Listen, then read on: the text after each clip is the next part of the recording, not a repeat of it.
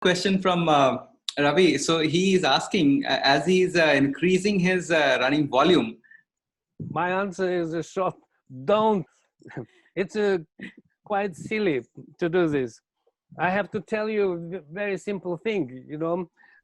Study was done in Soviet Union during 50 years. It was done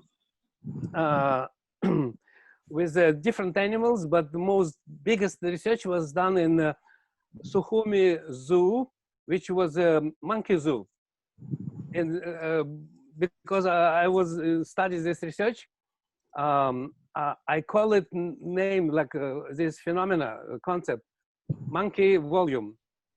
In my book, Running Revolution, there's a chapter there, small monkey, big monkey volume. It means a very simple thing. This research showed that movement, what monkeys produce and humans as well, doesn't change over the lifetime. It means that the volume what people produce or living organisms are genetically predisposed. You cannot change these things. And plus, you have to understand that we are not training volume. This is what people misunderstanding. We are training movement, not volume. And plus, you have to know, are you small monkey, average monkey, and big monkey? In terms of your energy production, it's called spontaneous energy production. Everyone has own this volume. You cannot get out of this. When research was doing in monkeys zoo, and then with kids, it was done. When small monkeys were put under the load, bigger volume what they produce usually, they next day and next week rest. They are on vacation. That's how body reacts. And this is what people unfortunately don't understand. And they want to increase volume. And I usually asking, what do you want from this big volume? People thinking that they know what they're doing. But our business in science is not thinking about this. Our thinking is what nature is thinking about this. Discovery in science is not what I am thinking and how smart I am. It's about how nature is. So, Francis Bacon, nature to be commanded must be obeyed. Claude Bernard, illusion we have that we have power over nature. It's illusion. We have only deal with the laws of nature. But to deal with laws of nature, we have to know what they are. This is what logic of science and approach. There is a question from Saurav. He is asking how to overcome muscle spasm. For example, in the lower back around L4, L5, more towards the left side, which has happened during deadlift, and the body position was not good. You have to understand what the spasm is. Spasm, again, it's a actin-myosin complex like this, contracting. You know, muscles can contract and relax only. They cannot be stretched. You understand this? It's like basics in anatomy. So spasm means that muscles don't want relax. They contract and they don't want relax. Now, from this point, what you're supposed to do? First of all, you don't do speed or volume of movement, what you're doing there, to make your muscles contract and not relax anymore. So it's a boundary what you have to keep. It's common sense. But if you already got this, so you have to get down with the weight and do the same exercise, many reps, but much less weight. What is the best way to warm up? Is short better than long warm up before the workout?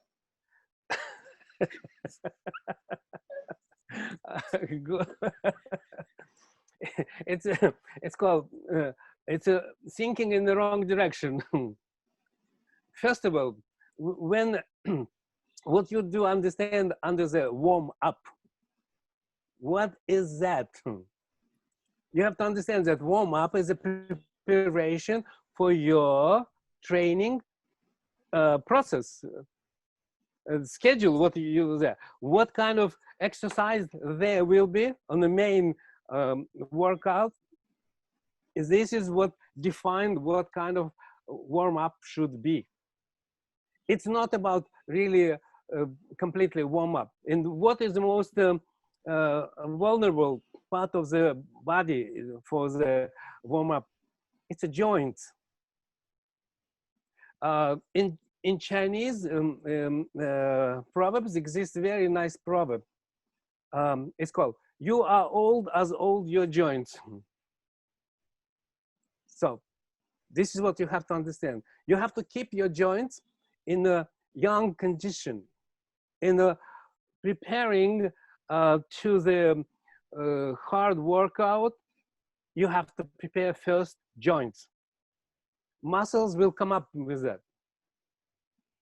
It's not about really warm up fully. It's anyway happen. It means temperature raising of the body. It will happen if you're doing.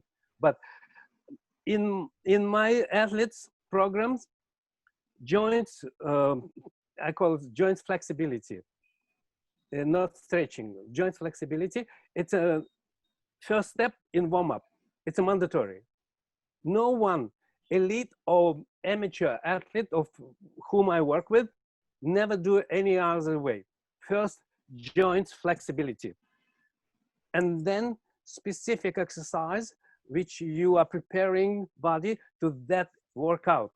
If it will be snatch, it will be obviously this area workout prepared, and so on. Should he allow resistance training for athletes who are below 8-year-old? Of course, only with their own body weight. But the skill of movement, I am teaching from any age. For example, if you are a runner, if you are a jumper, or you preparing for weightlifting, you have to develop skill at that age, like very early age. Like in gymnastics, they start doing from age 5. In track and field, from age 8, 9, 10 years old.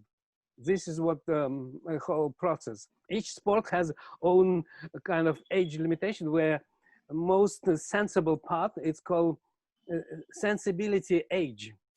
It means ability to pick up this movement skill.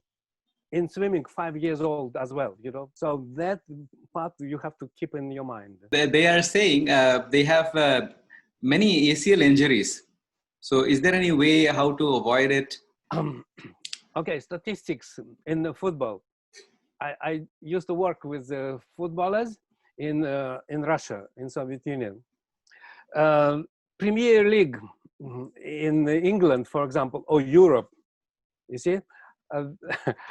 Like Bundesliga in Germany, the most statistics comes very sad numbers.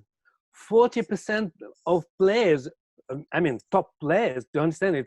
I'm talking about Bundesliga and Premier League. It's official statistics. 40% of injured athletes, footballers, before the season. And most injuries are in running.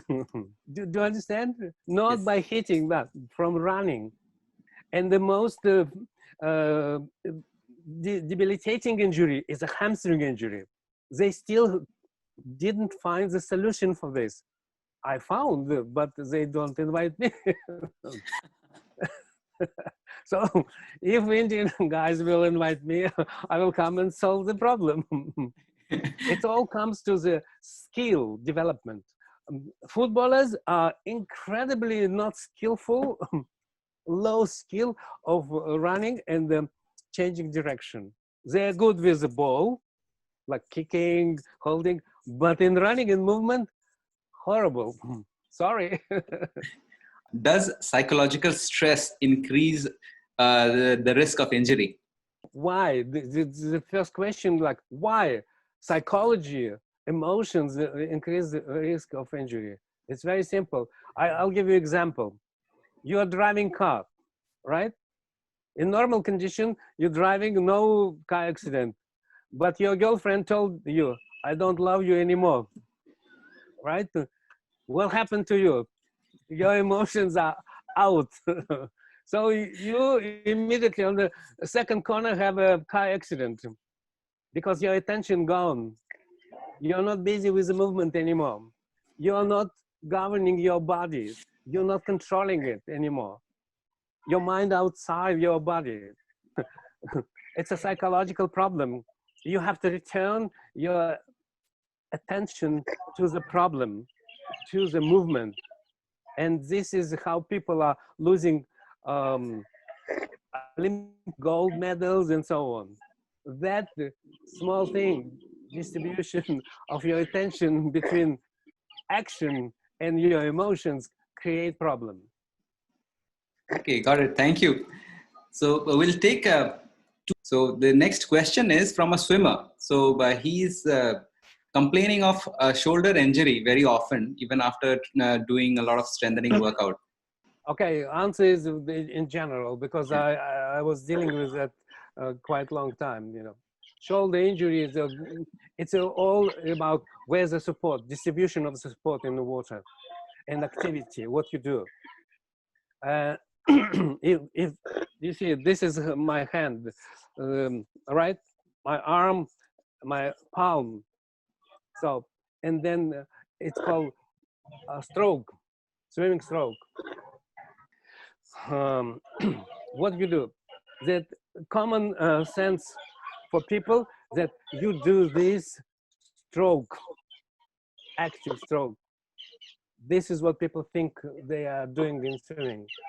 It's a completely wrong assumption. And this is what causes, when you do these things, you're putting load, it's a leverage, simple leverage on the shoulder.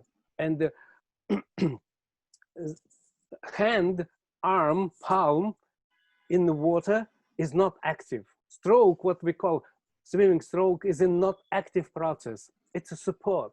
Support never could be or should be active. This activation here should go, not here. But what they do, opposite. Instead, that movement, they do this movement. And that is what cause of shoulder injury. He needs to change this, who is doing action and who is doing support. It's a very simple thing. My swimmers didn't have these injuries. No triathlete, no swimmers. Is it more injurious for someone who is 8-year-old if she's practicing with the spikes for a sprint? It's not spikes.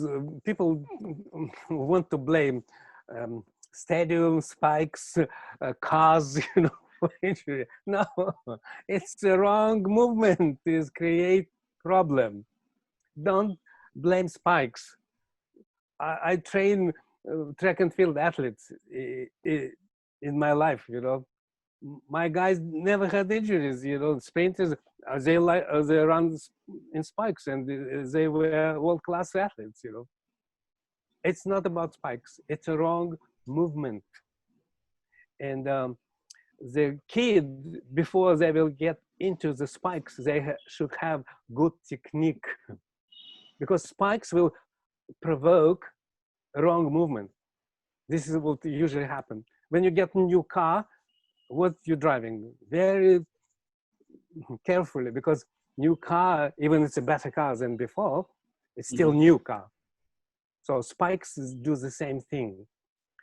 A kid needs good environment. And this good environment is his good movement before he will get into the spikes. Technique issue, we're coming to the same point. My son, this was an interesting story behind it. Okay, question like how this athlete is running on ice. Because the concept of running, sprinting is a push-off, right? It's an old concept. I'm fighting already 50 years against this concept. And now watch on ice, how the athlete is running on ice. Please. Is it falling forward? Yes, only. It's only. It's only one single thing is allowing to run on the ice, and not only on the ice, obviously, on the ground as well. The same thing. So you see. Now, question is like, how it's happening? This is what where all injuries, all problems in running, in your game, cricket and the football happening, because people don't know how to run. If you run on the ice without that push off, it means you can run like that anywhere else, right? This is logic, very simple logic. And that logic is a foundation of pose method, because we do not run by muscular efforts. We do not run by push off. We do run by falling. That is nature's gift to us. And we are using this part to produce movement in running, in basketball, in football, soccer, whatever you want. That is the foundation, theoretical, conceptual foundation of movement. And this is what we're teaching in swimming. We do use the same concept in swimming as well. We're using that in throwing, the same concept. We're throwing balls, javelins, discus, and so on by gravitational force using. That is a conceptual foundation of pose method. That's why pose method related to any sport. And we can teach on that common denominators any sport. That's why our athletes do not have injuries, these common injuries, what you mentioned right now. All right, the questions, and I will show you like Usain Bolt, for example, how he's running. One more sharing here. Okay, you see, this is running. It's called invariable elements of running. It's called no matter who is running, everyone in any sport on the earth, they will go through these three elements, no matter how they run, fast, slow, marathon, sprint, they will go pose, fall, pull. You see, it's called invariant structure of movement. And this goes not only running, it's everywhere. And I took this from, like, inspirational thing was that thing, ballet, Russian ballet. Only these 5 positions define the beauty of dancing. Do you understand? Indian dancing goes through this as well. Even you don't think so, but it is. It's a poses. I saw many beautiful dancing in Indian dancing. And they build up on those things. I'll show you. That sequence of events, I mean poses in running, is, you see, the dark color, one only pose is there, what defines the running. You do very well this pose, you're running good. If not, you're injured. This is how nature talking to you. Like, pain is a penalty for violating principle of nature. This is answer. You have to always remember, if you have pain, it means you are a bad driver. And you have to learn how to drive your own body properly. Okay, next, how we analyze running properly or not, you know? Is it good running or not good running? There are standards. It's a one single standard in the history of running in pose method. And these standards are very clear for anyone. Anyone could analyze in this matter. You can just put your video and put on this frame, and you will see that where you're deviating from the frame of properly set up movement. This is what answer. And now I will show you that guy, probably you know this guy, right? Yeah. Don't tell me that you don't know. Everyone knows, I guess. Okay. This is Usain Bolt is a genius. Unfortunately, he left sport much earlier than it could be done. It's exactly what bothering me until now, you know. We have to now wait 20 years that somebody like him will come up again. Look this pose. Look what he's doing. You understand? I didn't teach him, but he's doing pose method because he's a genius. He's a very talented, gifted gentleman, and he is doing pose method. Look at this, exactly how he is performing. And I can go with this now sequences, how it's happening. People who are getting into the pose quickly and properly, they run good. This is what pose method demonstrated by Usain Bolt. You see, bum, bum, bum, bum, and nothing else there. Everyone thinking that he's a strong man and so on. It's a BS which goes on in the heads of the people. But people who run now, not less strength have than him, but they don't run like him. Do you understand? This is what answer comes up. I'll give you a sequence of the, look, this is how he does. He has very quick time from touch ground in the pose. Do you understand how short is that time? His whole time of support is 0.078 thousand of seconds. Okay, it's a by frames. It goes around a little bit like 1.5 frames whole support. That touchdown to pose, he goes 0.75 hundredths of frame. It means 0.039 thousand of seconds. Do you understand how quick? Your guys who mentioned before, who with questions about injuries, they are losing this point. They are losing at that moment.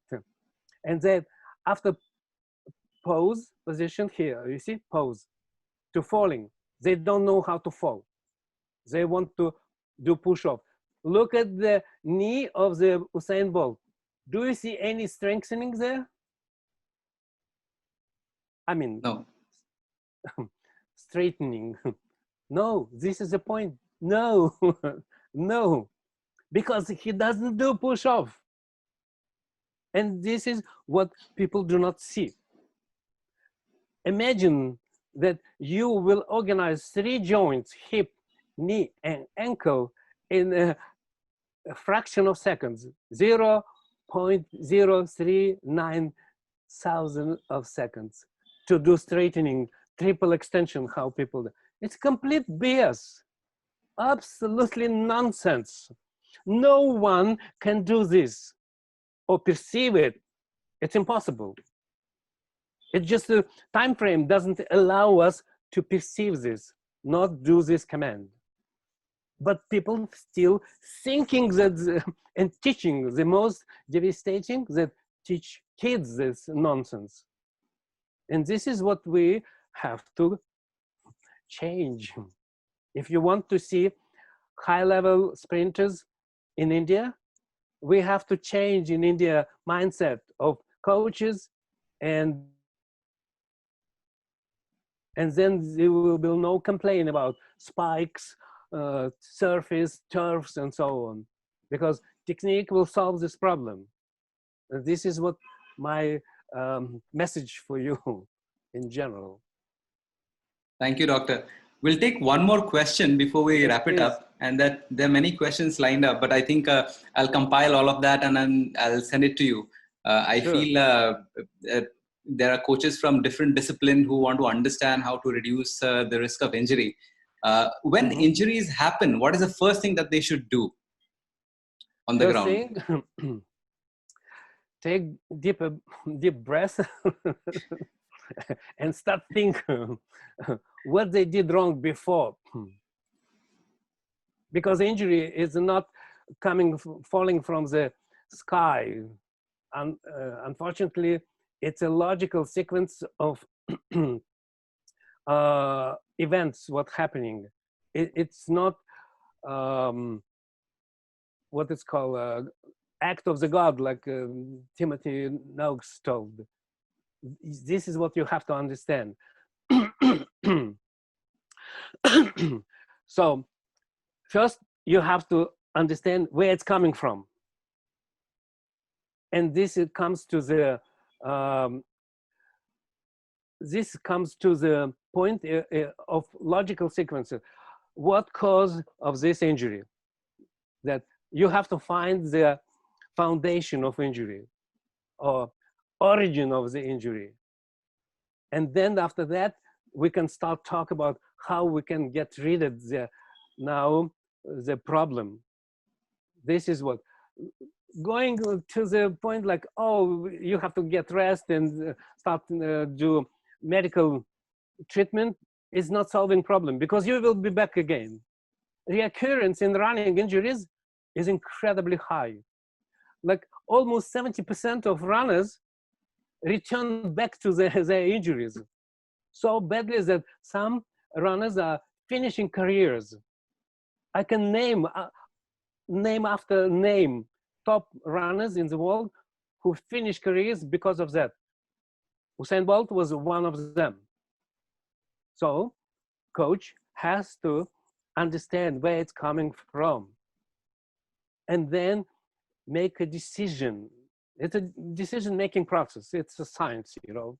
It's a theory of motor control, it's called.